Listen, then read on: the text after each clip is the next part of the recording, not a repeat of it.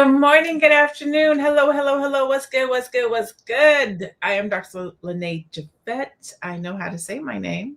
Welcome to Fly Nubian Money, where we help you to master your mindset and maximize your money. If you listen to the world, they'll tell you that if you haven't built wealth in your 20s or 30s, your time has passed. That you missed your window and it's too late.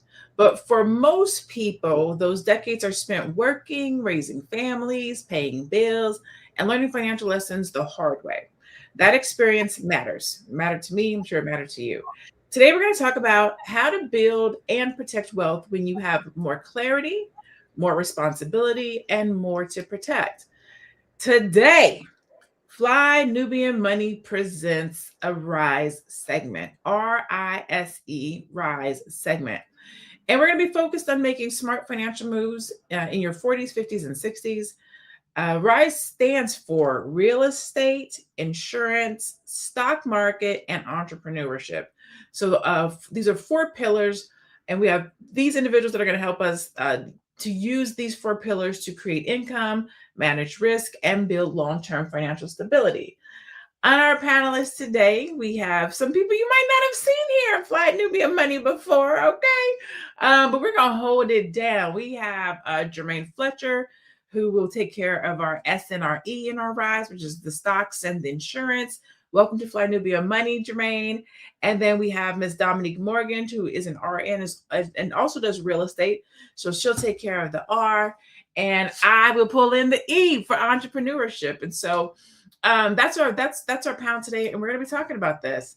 I believe that we have a quick video that we're going to go to around this subject of waiting until the later years to be considered wealthy and starting your wealth journey and investing and starting businesses. So let's get to our video first, and then we'll jump in here and I'll get some more feedback from our panelists. If you are a midlife woman and you know you need to make money fast within the next 30 days, I need you to listen up. I'm about to break it down real simple for you so you can start today.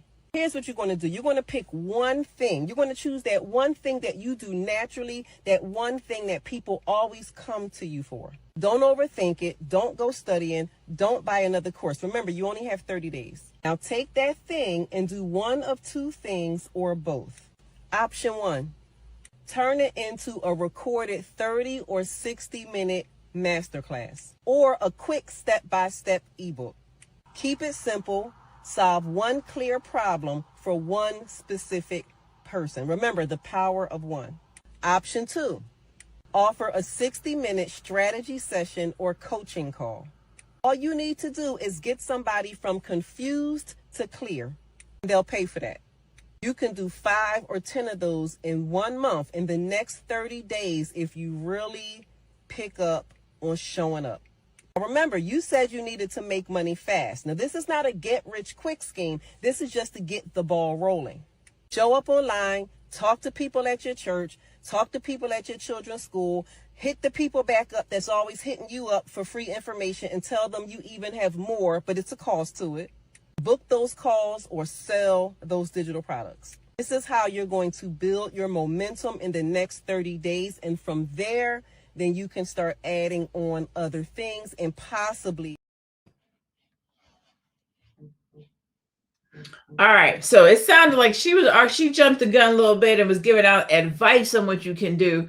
But what she's really talking about is it's not too late, right? It's never too late to follow your goals, to follow your dreams, to pivot, to change your career, things of that nature. Jermaine, so you do a couple of different things, right? You do investing, you do stock. When did you get into those types of things? Was it earlier in your life, in your career, or later? You're on mute. You might be on. I'm on mute. Yep. Now you're back. Okay. Yes, I was fortunate enough to be able to get in a career in my mid-20s as an insurance agent. And so as being a financial broker, I was able to start investing early. And I understood the meaning of compound interest. And while saying that, one of Einstein's greatest quotes is, Compound interest is the eighth wonder of the world. He who understands it earns it. He who doesn't pays it. So that time, when the compound interest, the earlier you get in, the greater your gain would be. So I was able to get in my mid 20s, about 25, 26. I was able to start putting away in 403Bs, Roth IRAs, and annuities at that time. I didn't get into the stock market until I was like 40. I had to get better knowledge of the understanding of the risk. And in the beginning, I was just there for safety. And so those are the vehicles I used for safety in my first 15 years. And then after that, I was able to understand the stock market and jump into the risk pool. Nice. All right. What about you, Dominique? So I got into real estate professionally about 8 years ago. So I was in my late 30s. But I actually purchased my first property in my 20s right out of college. So I didn't have any money, but I knew I wanted stability. I had a daughter out of college, and so I knew I wanted stability for her. And so I knew that, I wanted to purchase a home, not knowing what purchasing a home can do for you long term. So I did it in my mid 30s, but I actually purchased my first home in my 20s. Okay. So what I guess what we're talking about here with regards to getting a late start. So I started my business, I think in my 30s. Yes. But recently I'm 49 and I just got my insurance license last week. And so I don't necessarily know if I would say it's a pivot. Thank you so much. Right. But it is a new career, right? We don't stop. I was 45 when I got my PhD.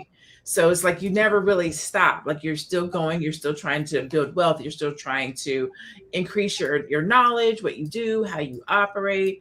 How do you think, or what do you think?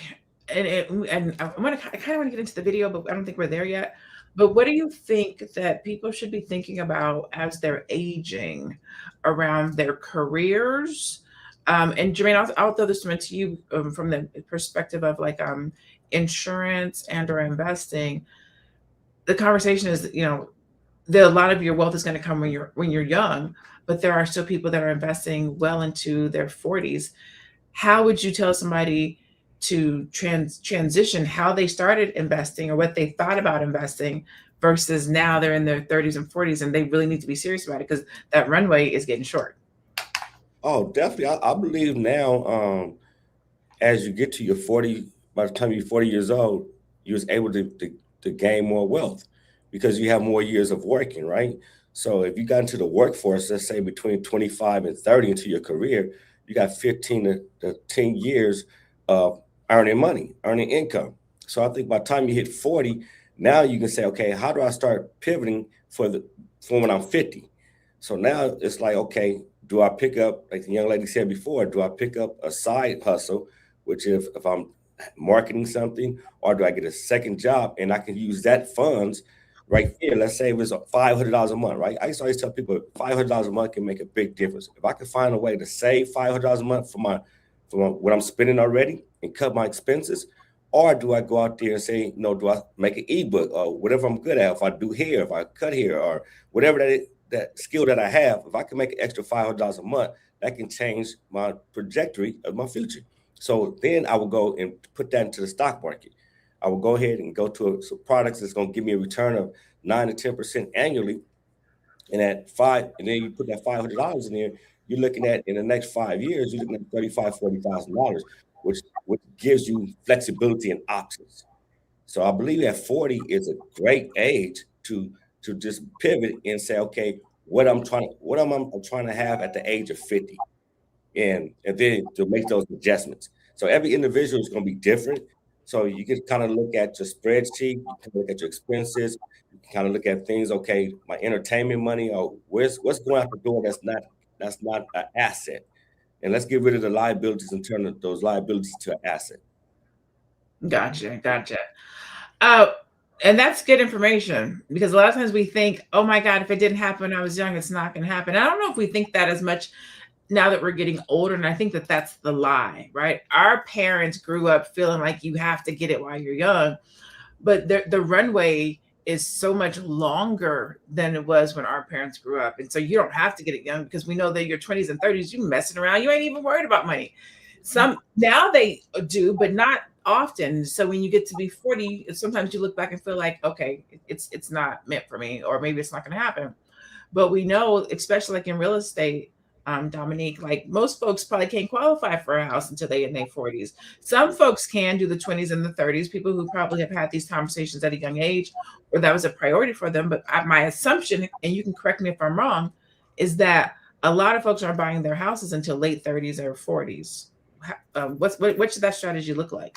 So that is the case, but it is starting to change. The thing is, we think that home ownership is far-fetched.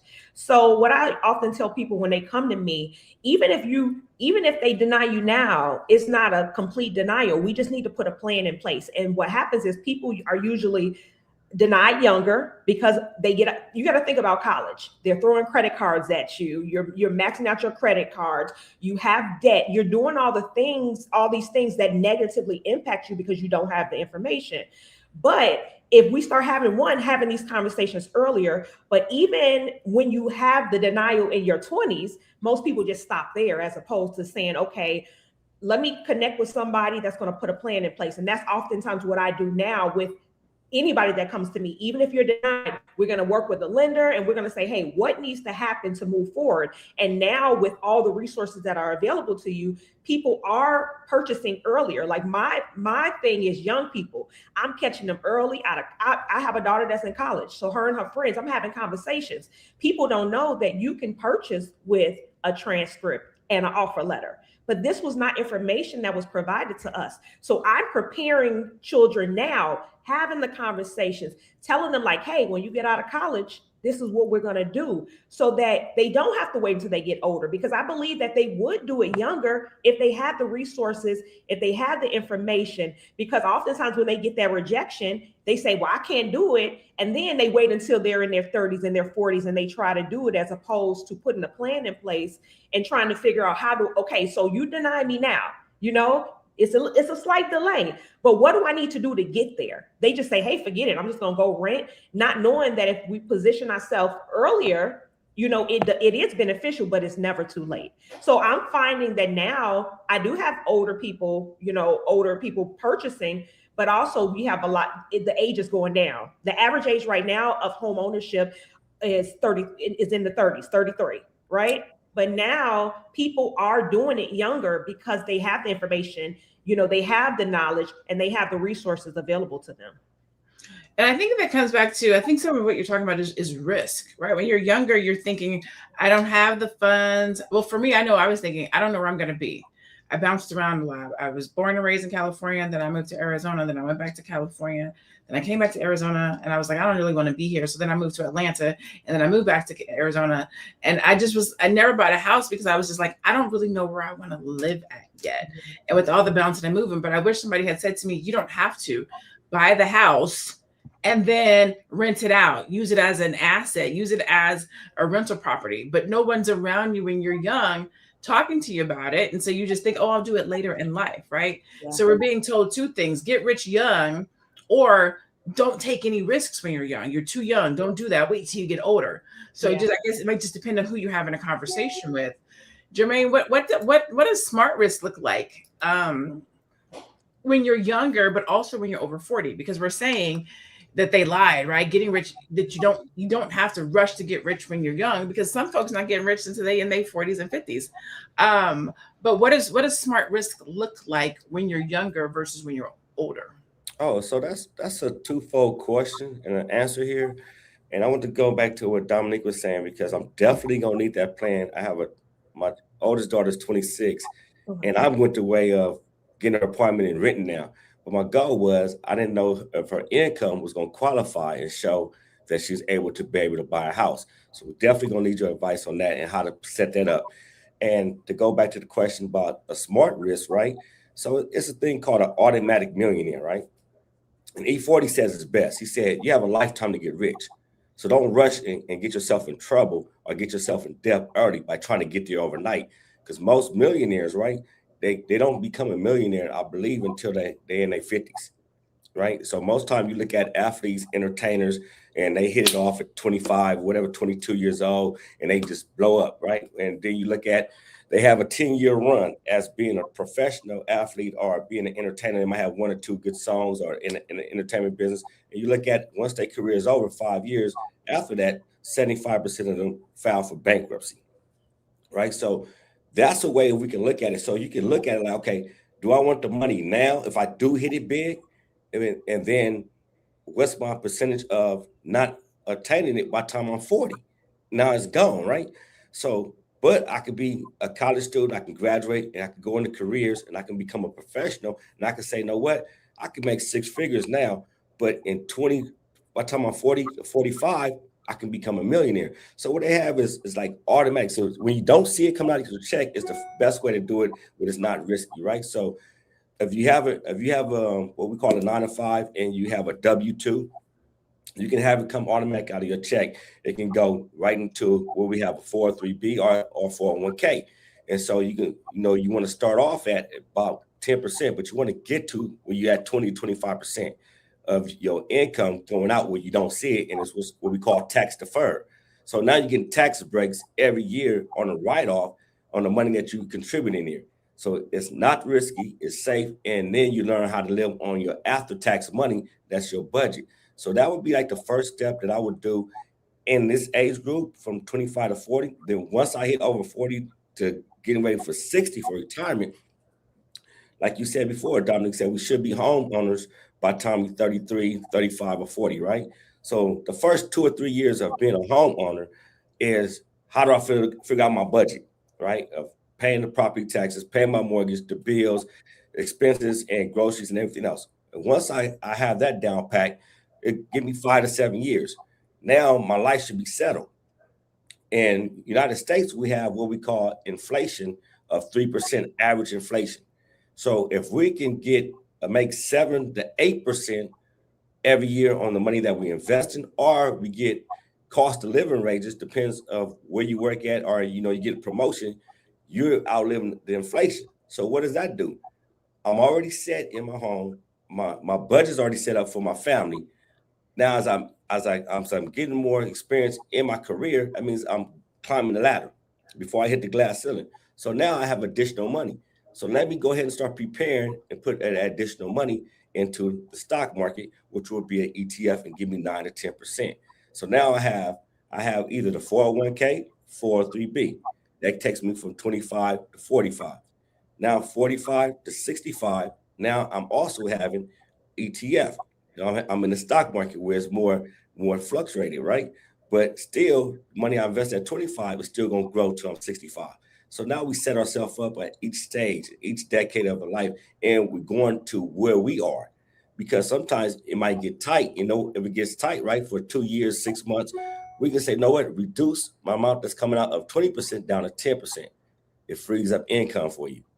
So that's what I would do as being a smart risk and a smart investor and planning for the future, because I believe if we plan properly, we all can be millionaires at different stages of our life.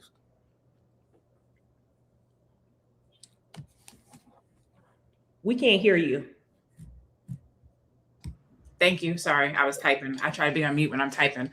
What I said was thank you. That was good insight. From the investment standpoint, let's talk about it from the real estate standpoint as far as risk go. I gave my example, like I gave my story a little bit where I talked about I was young, so I didn't want to take that type of a risk because I did not know where I was going to be. But now, like if I were to talk to somebody young, I wouldn't say that. I would say it doesn't matter. This house is never going to be less than what it is right now. My sister has been in her house almost 16 years. Her mortgage is like $900 a month. She got like a 4 or 5 bedroom house. Something crazy. It'd be paid off in like 5 years. Because she and I think she got the house when she was like 20. Maybe I don't even know if she was 21 yet. And so what we think about risk when we're young and commitment, it's very different than how we look at it when we're older. And I think when we're having the conversation about getting rich, if you will, or getting wealthy when we're young, all it is make those investments. Mm-hmm. And the reason why we say that they lied, about getting rich when you're younger, you can still get rich in your 40s is because we're mature, where we understand risk better. we have better jobs, we have more income, but what we have also done is miss the opportunity to have invested when things were a lot less expensive.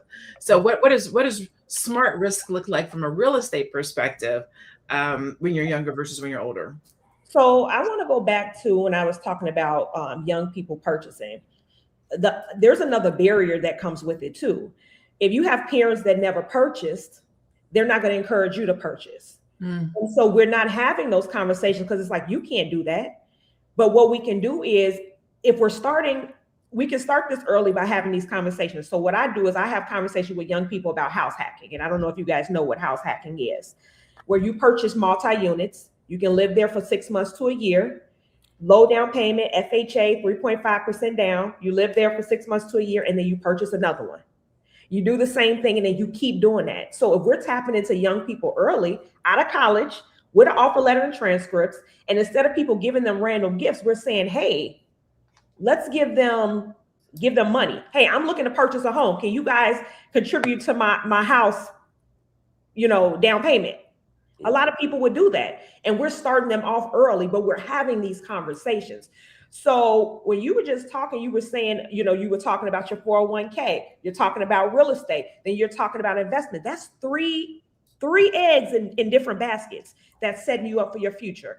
In terms of real estate, one thing that I love places that you can build equity in, as opposed to properties that already have equity. So something that you may need to do some work. It may have a dated kitchen or a dated bathroom, but then you have equity in it. And then what you do with that equity is you can use that. You can get to the point where you're not taking money out your bank account as a down payment. And we're putting other strategies in place so that you're keeping your money in the bank. When you purchase homes that have equity, you do whatever needs to be done, whether it's the kitchen, the bathroom, and now you have equity in your home, and you have money that you can take and you can invest somewhere else safely, right? Whether you're purchasing another investment property that is going to be income generated, but these are ways to purchase or ways to build wealth using real estate, using the vehicle of real estate. Because again, that's one way. And real estate is more of a lower risk anyway. It's not like the stock market where they're going to take your something can happen with the market and they take your money.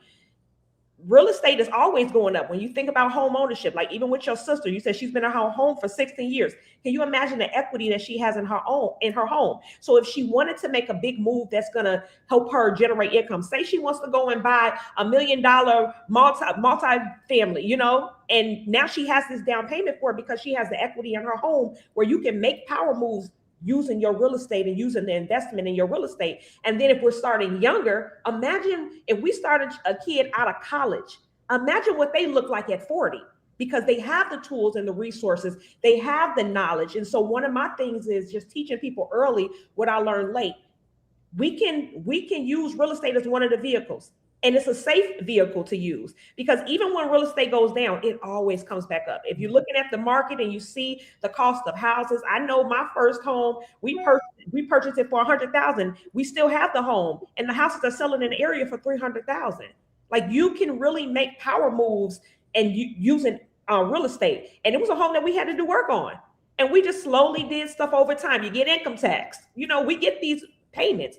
We get in income tax. So, okay, we're going to put that towards the kitchen. We're going to put this towards the bathroom. And over time, we were able to create the home that we wanted without necessarily a home that's already fixed up.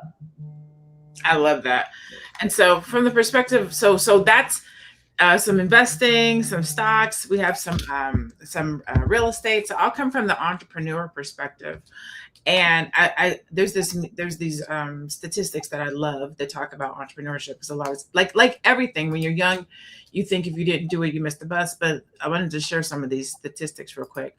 The youngest startup founders, oh man, oh my God, I'm literally in this call. Okay, so the youngest startup founders, Ingvar Kamprad is the founder of IKEA. He was 17. Michael Dell was 18. Mark Zuckerberg, who founded Facebook, was 19. Dustin Moskovitz, the co-founder of Facebook, 19. Bill Gates, 19 when he started Microsoft. James Casey, UPS, 19. Andrew McCullen, 20. Now, Russell Simmons, co-founder of PayPal, 20. So you have people who do get rich young, but then you also have the flip side, which are people who did it later in life. Mark Cuban was 25 when he started the Mavericks. Susie Orman, the finance guru, was 30. Harrison Ford didn't become an actor until he was 30. Las Vegas Sands founder was 30. J.K. Rowling, Harry Potter author, she was a single mom at 31. The Mary Kay founder is 45. Ray Kroc, the founder of McDonald's, is 52. So the pendulum swings both ways, from young to old, and not old. I say seasoned and savage. You know what I'm saying? You're not old, but mature, shall we say? And so there's that, right?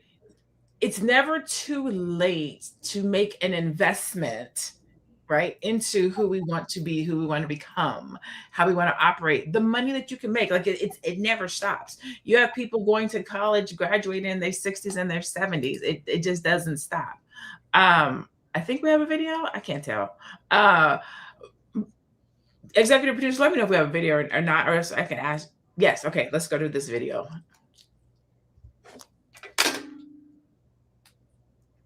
And now I help people who are new to investing get started.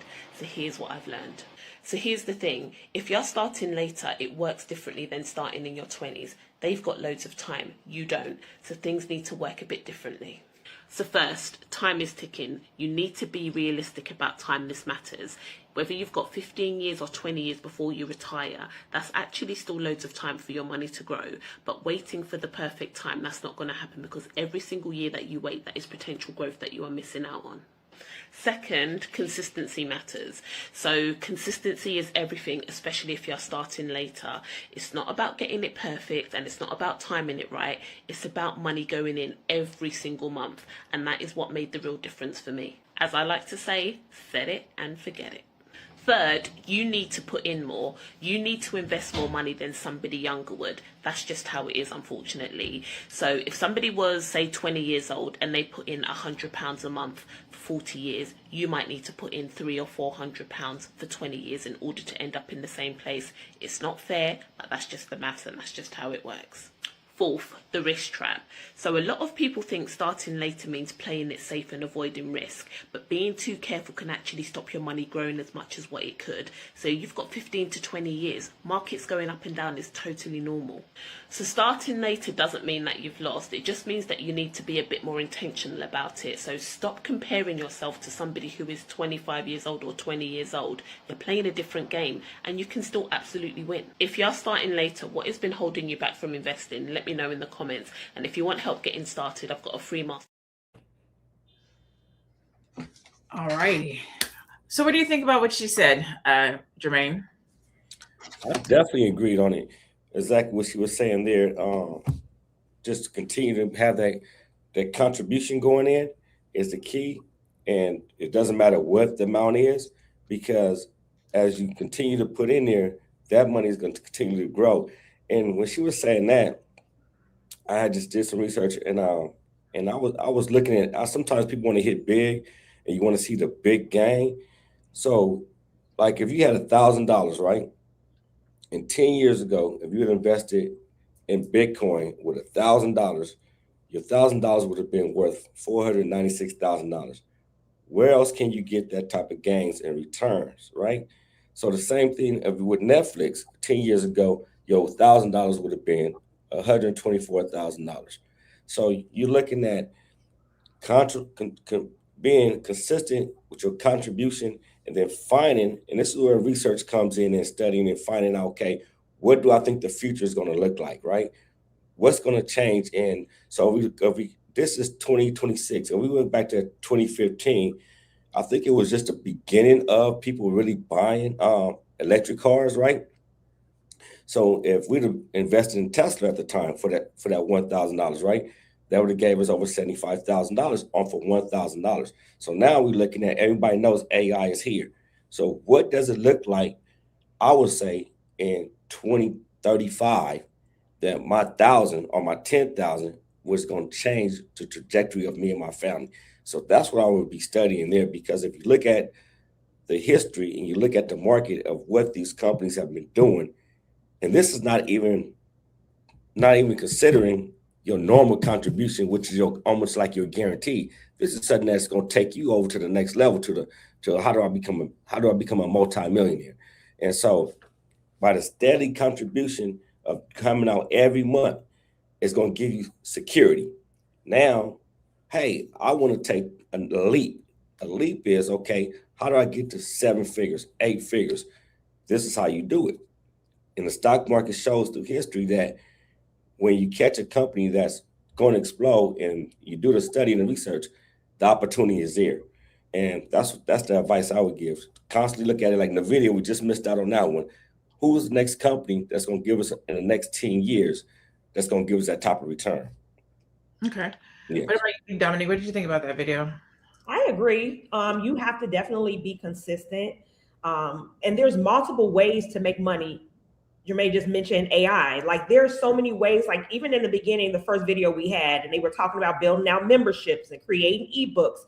There are multiple ways to make money that we didn't have a long time ago. And it doesn't take you a whole lot of time. Like you can use AI to create whole programs, whole membership programs and ebooks to make that additional money for you to invest, whether it's in real estate, whether it's in the stock market, because at the end of the day, it's consistency. So, okay, what are we doing? And having a plan in place. Okay, what are we doing? Are we going to, purchase? How many properties are we planning on purchasing? How are we purchasing these properties? How much are we putting into stocks? And just being consistent with that. And again, before we did not have the opportunities available to make extra money outside of going to a job.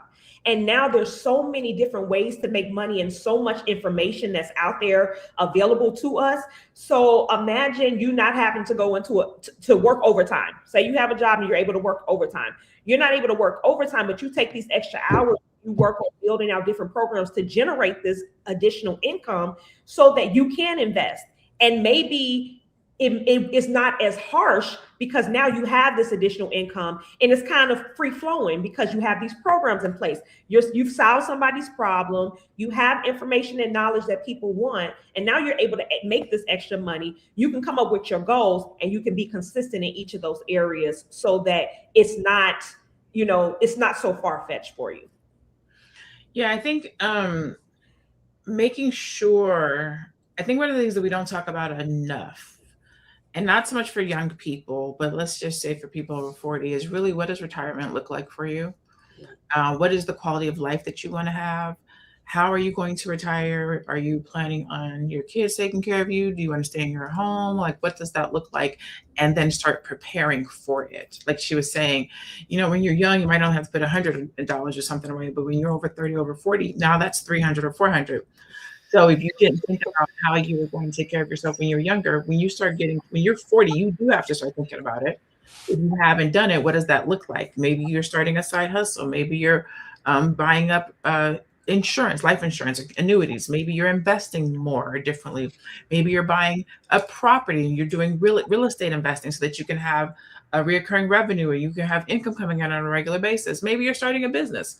Maybe it's what the first young lady said, and you're taking all this acumen and this knowledge that you have and you're using it to sell to somebody else. Maybe you know how to make your way up the corporate ladder quicker, sooner, faster because you did it, and you see what's happening with these millennials who don't know how to work quite the same way. And so maybe you have that knowledge to give, or you know how to start a business, or there's just something that you know how to do that will take somebody, like she said, from confusion to clarity.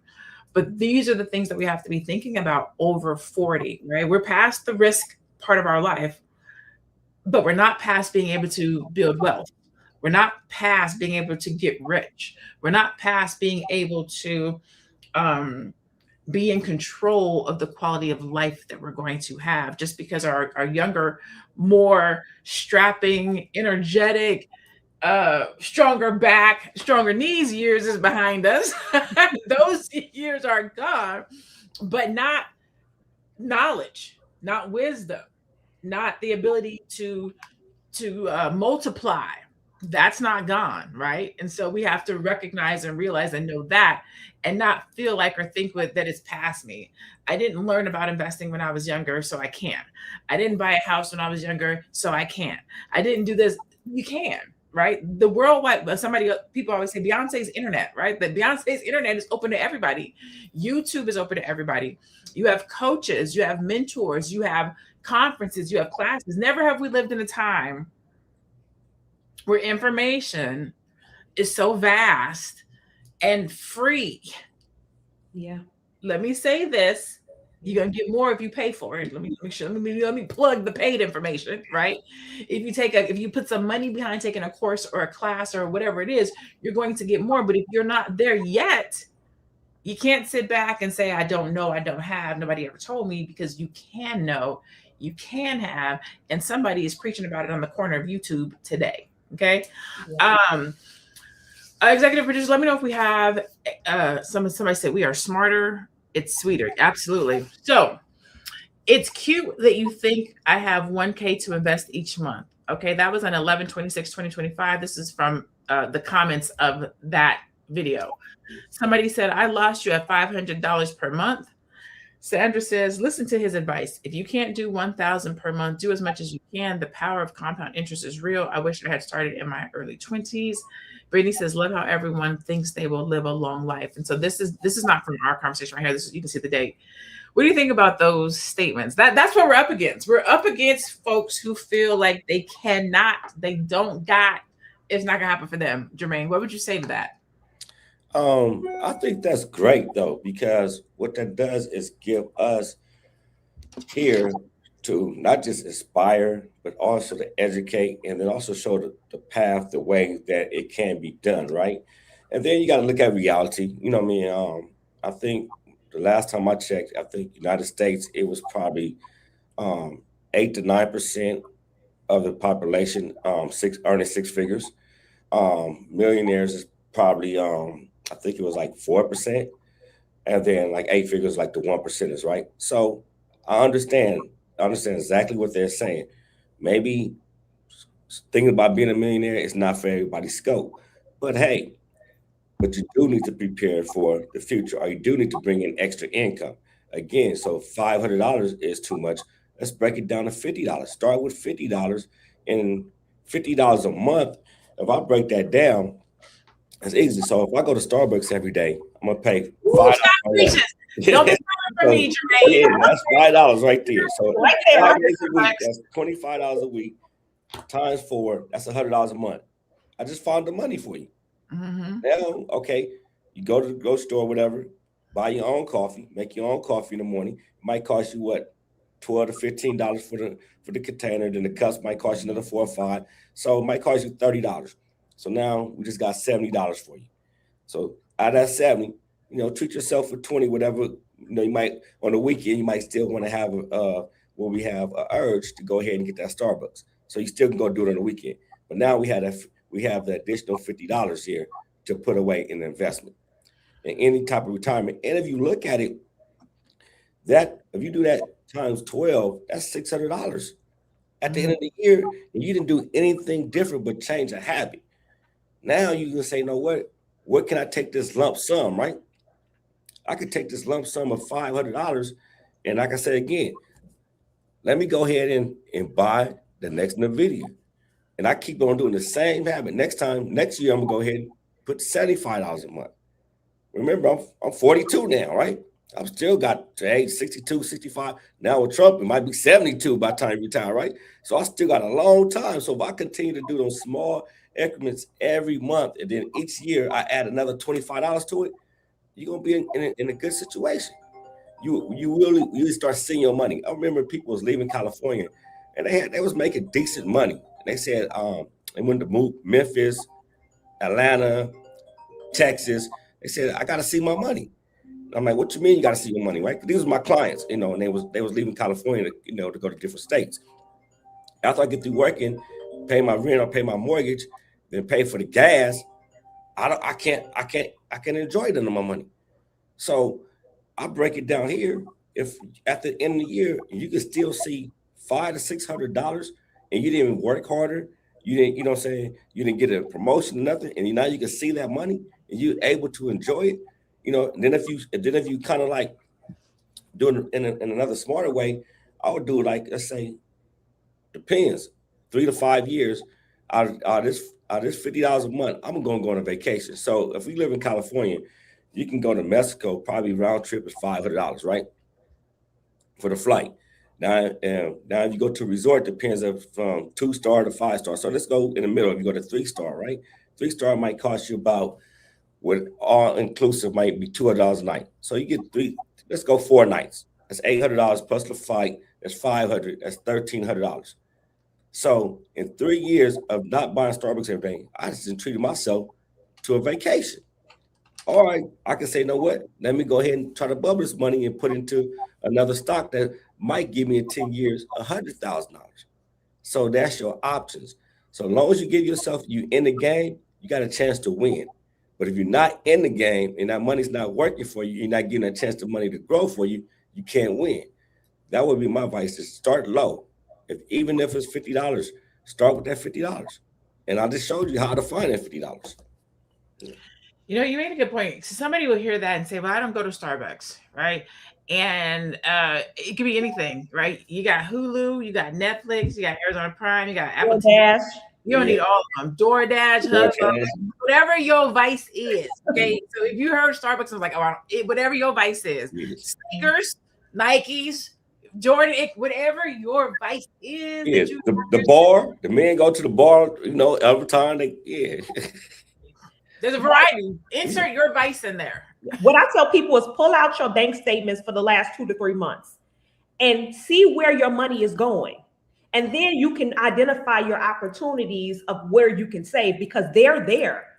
Think about all the times you swipe your card for that little $5 here and that $10 here. If you really look at it in totality, like just a couple of months, just look at your bank statements and see where your money is going.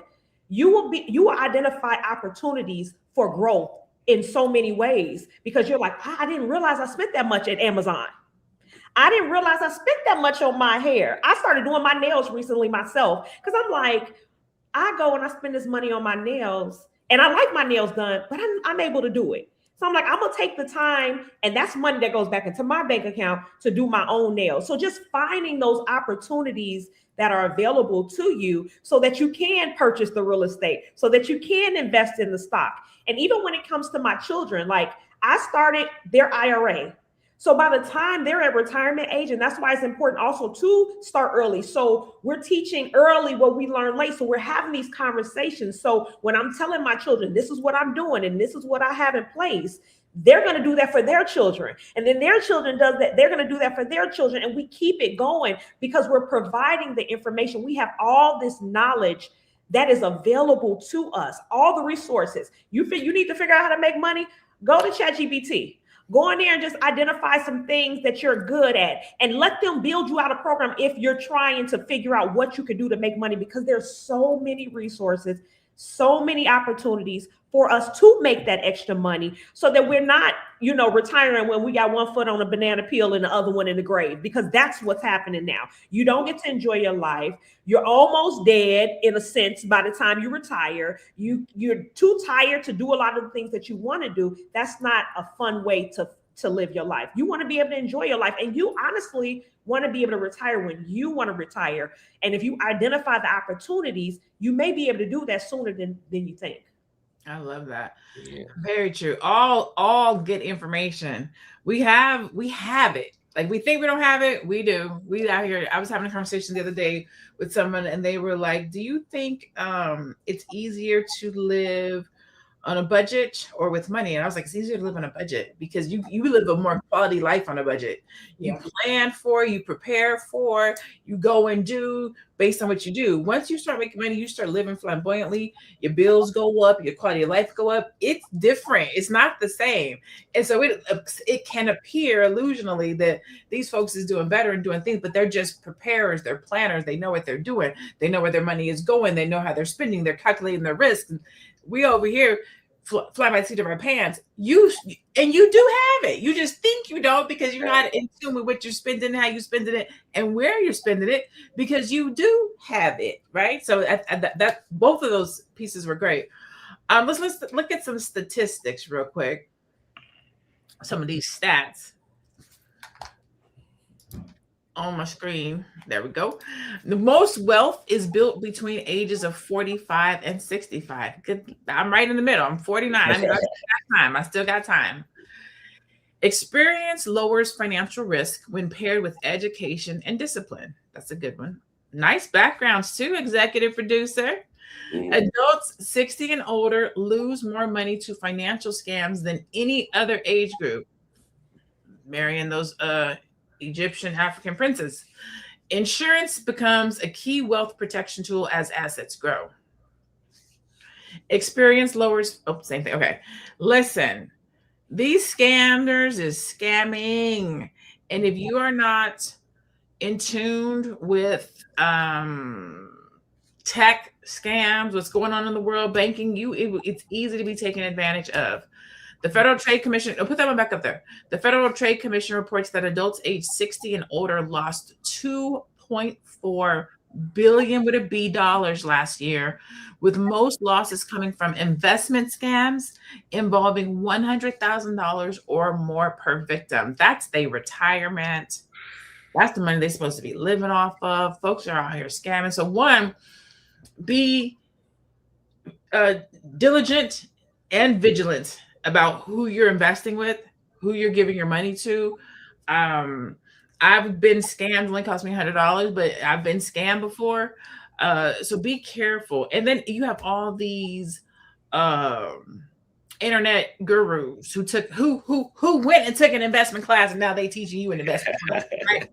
Be careful who you're out here taking classes from and courses from. Look at their work, look at their history. Where do they live? How do they live? And some of that you got to be careful of, because folks out here renting houses to talk to you about how they're living, and the house is rented, right? So you just got to be real cognitive and in tune with things, because folks are scamming. That being said, quickly, what is one scam that you are seeing in your industry? This is kind of going through your industry, Jermaine. Is there anything invest-wise that you can tell people about? Like if you see this, like kind of like beware. So in my industry, if I look at both of them, if I look at the insurance, then also the financial part of stocks, it's just people just overselling. In insurance, they doing more promises than what they can deliver, and telling you that you get so much insurance for a low premium, which is not true. And then investments, as far as the stocks, I'm just saying, like you just said it, like you got people promising you these great returns and not showing their losses. So whenever you take advice from somebody or a class or a lesson from them, ask them to show you their losses also, because losses does come with the business. It does come with the stock. So that's one thing that you can do is I want to see both sides. I just don't want to see the win-win-win side. Let me see the other side of it too. That's what I'm seeing in this field. Yes. That's good. And that's important, because a lot of times we get sold on the winnings and we don't be thinking about the other side. There's another side to this coin. Yes, what do they say? Win big, lose big, right? In order to get these big wins, you got to gamble big. You don't just invest 100 and make 15,000. Right. You invest a little something to get to that 15,000, but all we show is the 15,000 and not what had to be lost in order to get it. Dominique, what kind of scams are you seeing in the real estate industry right now? So there was a recent one, I believe it was in Atlanta, when a lady was taking money from people. She was a guru, or one of the gurus, taking money from people for membership courses, and they were supposed to do, fix and flips. So I see a lot of that. I also see like investors, reaching out to people that they may know, friends, family, or strangers, because, they flip these properties. If you give me this money, I can make your money, so you give me $60,000 and I can make you $120,000. And that stuff is not happening. So people are losing out on a lot of money because they're thinking they can get rich quick with real estate. Even when I work with a lot of investors, it's not a get rich quick. So many things happen. Like you said, it's not transparent, but because people look the part, so they look like money. It's not confirmed that they have it. They look like money. And so people are willing to basically pull down their 401k and give them this large lump sum of money. And then people are disappearing because they think like, oh, in a couple of months, I'm gonna get rich. No, that doesn't work like that. Real estate is a vehicle, but anything that comes quick, you gotta really think about those things, because it's not realistic. It's a lot that goes into it. There are more losses sometimes in real estate, especially when you get into investing. There's more losses up front than there are wins because you're learning. You don't know a lot of things. And then some of these people don't have the real knowledge. They've done one flip, or they've done one course, or they read one book, and now they're the subject matter expert. And so they say. Yeah, so they think. Allegedly. And true. And so people are losing out on a lot of money. I know a few people that have lost out on money. And then I know other people that are saying, Dominique, they're like, if I give them this money, then they can help me do this. And I'm saying, like, no, don't do it. Like, I can tell you what you can do with the money to make it make sense, and it stays in your bank account. It doesn't come to mine. But they think that it has to transfer to somebody else's bank account. There's no protection for you. You don't have nothing in writing. You're just trusting the word of what somebody says. Real estate is not nothing you do is get rich quick. It's not. It takes time. It takes work. You have to learn. There's trial and error. So I see a lot of that. A lot of the gurus, or you have private investors that, prey on people. They may know you have a little money or whatever the case may be, and they ask you to give them this lump sum of money to help them with their project, and then you're going to get this large return on your investment, and you're not. Yeah, I think that anytime you hear it, quick, fast, or easy, run. Quick, fast, easy always makes me apprehensive. The other thing is, over 40 people are looking. They're like, I don't have a lot of time. So things that you might have been more apprehensive. It's like your risk barrier falls when it should be higher, right? But you're like, I got to try to make this thing work. I got this little savings. Let me invest it, because you're thinking quick, fast, and hurry, but not stability, long term. Let me see the receipts of the other side. And so I think that that's why people over 40, it's easier to scam over 40, over 50, over 60, because you're trying to figure out, how can I have more? How can I do better? How can you multiply what I have in my hand? And the reality is, the only way to do that is with hard work. A lot of times we hear overnight success.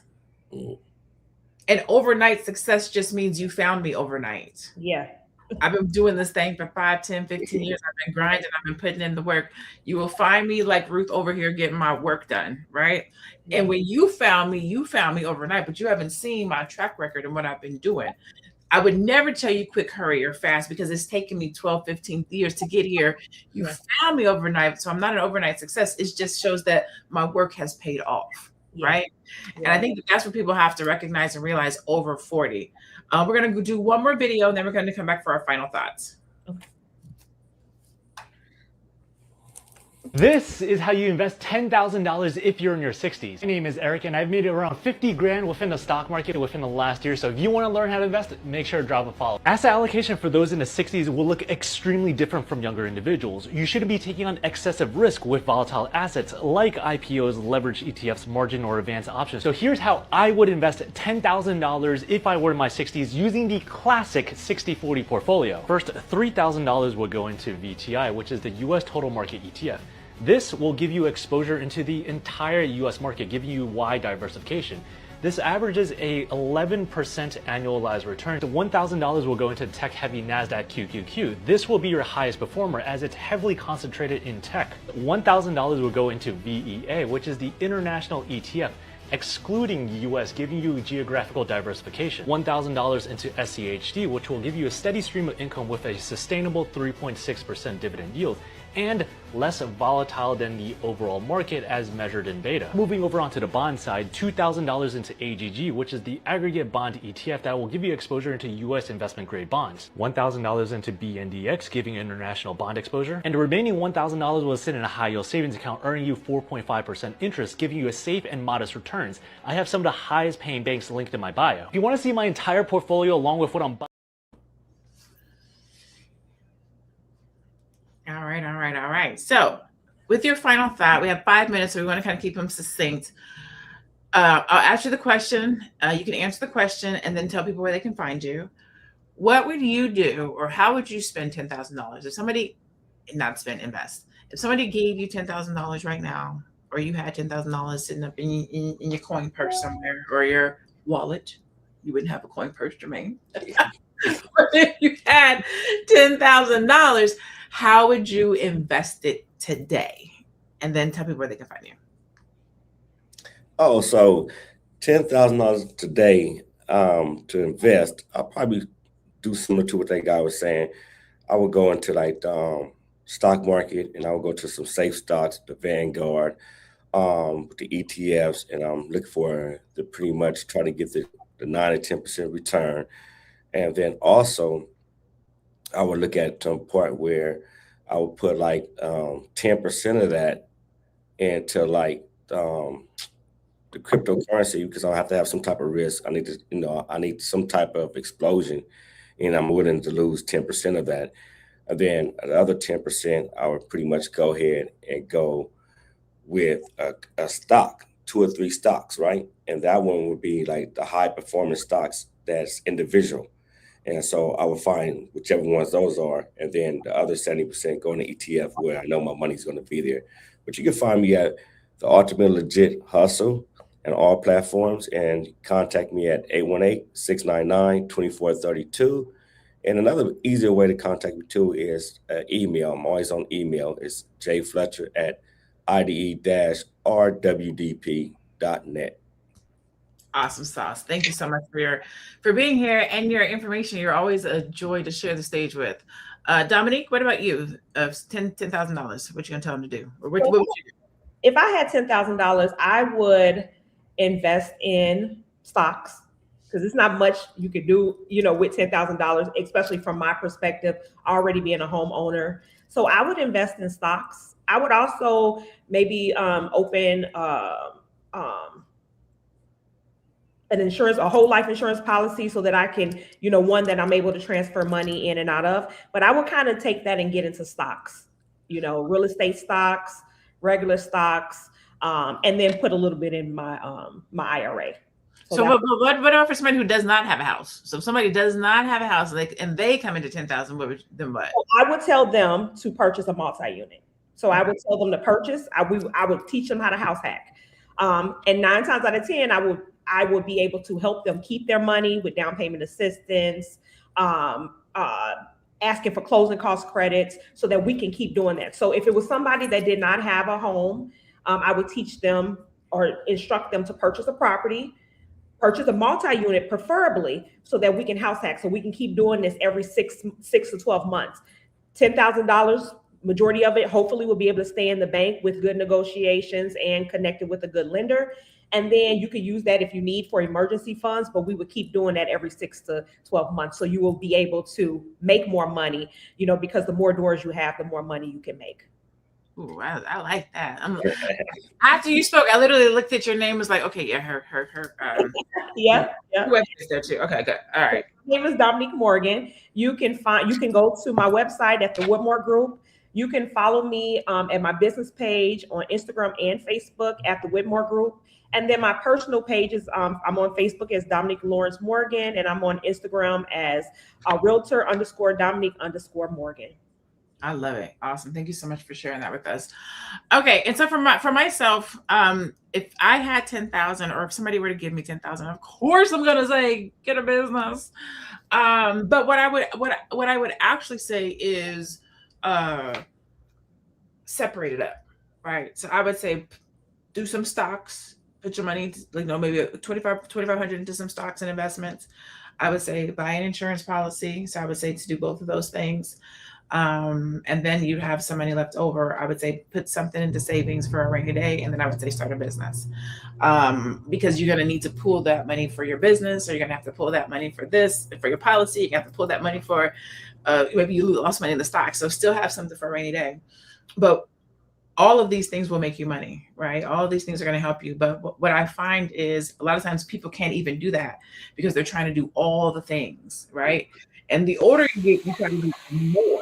I got to do this, I got to do that, I got to do this. And we don't put priority or prioritize the thing that's most important.